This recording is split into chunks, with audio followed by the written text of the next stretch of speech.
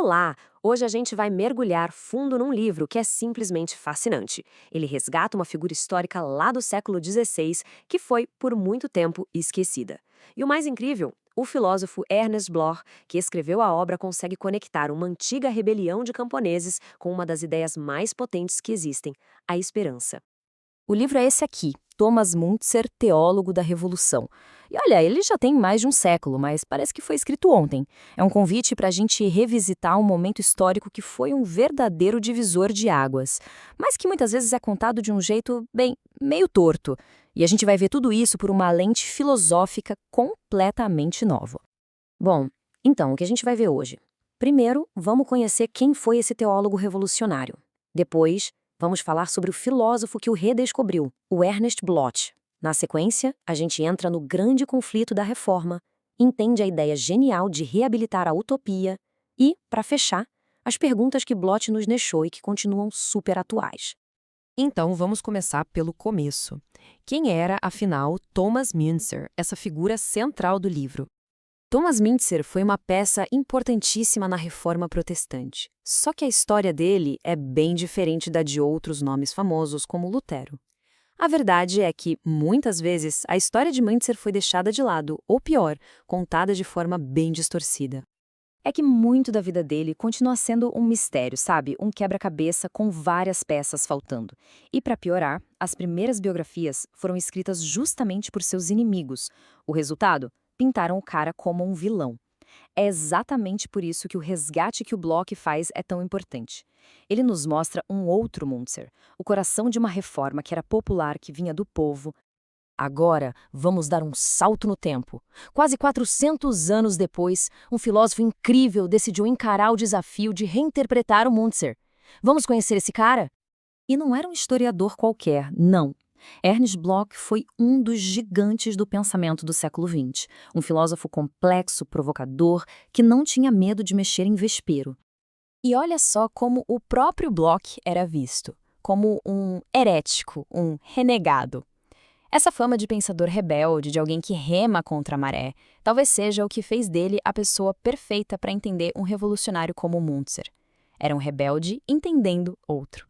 E só para a gente ter uma noção do peso do Bloch, ele estava ali lado a lado com monstros sagrados como Max Weber e George Lukács. Ele era um dos pilares da sociologia alemã. Então, a decisão dele de estudar o Müntzer não foi um detalhe. Foi um ato que deu um novo significado, uma nova importância para essa figura histórica. Certo. E isso nos leva direto para o coração do argumento do Bloch. A ideia central dele é que não existiu uma reforma, mas sim duas, e elas estavam em guerra. A tese do Bloch é simplesmente brilhante, e dá para ver bem aqui. De um lado, a gente tinha a Reforma dos Camponeses, liderada pelo Müntzer. Era um movimento social que vinha da base do povo e que sonhava com uma nova forma de comunidade. Do outro lado, a Reforma dos Príncipes, que no fundo só serviu para reforçar o poder de quem já mandava. Uma vinha de baixo, a outra vinha de cima. E entender essa diferença é a chave de tudo, porque a história do Müntzer foi o ponto de partida para o grande projeto filosófico da vida do Bloch. O livro sobre Müntzer é, na verdade, o começo da grande missão de Ernest Bloch, reabilitar a ideia de utopia. Ele queria tirar a utopia daquele cantinho empoeirado do desprezo intelectual, sabe? Porque para Bloch, utopia não tem nada a ver com fantasia ingênua ou sonho impossível. É o que ele chama de princípio da esperança. Pensa nisso como um motor real, concreto, que impulsiona a história. É aquela vontade humana de construir um mundo melhor, que muitas vezes era ridicularizada por pensadores que se achavam científicos demais para sonhar.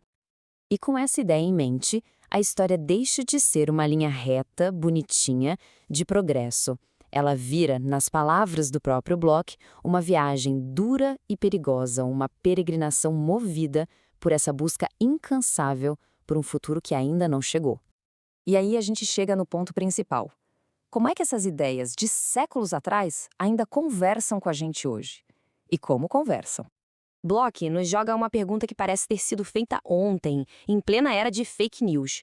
Com tanta informação, tanta comunicação em massa, tanto ruído, ainda existe espaço para um conhecimento que seja objetivo de verdade? E ele vai mais fundo, questionando a base do que a gente chama de conhecimento. Será que aquela intuição, aquela capacidade de imaginar um futuro diferente, que ele chama de intuição profética, deve mesmo ser jogada fora como algo não científico? E, para terminar, ele nos deixa com uma pergunta que ecoa em qualquer movimento social, em qualquer tentativa de mudança até hoje. Como equilibrar a energia espontânea que vem das ruas com a necessidade de ter organização? É o dilema eterno entre a paixão e o planejamento. E essa tensão que Bloch viu lá atrás continua sendo o grande desafio que fica aí para a gente pensar.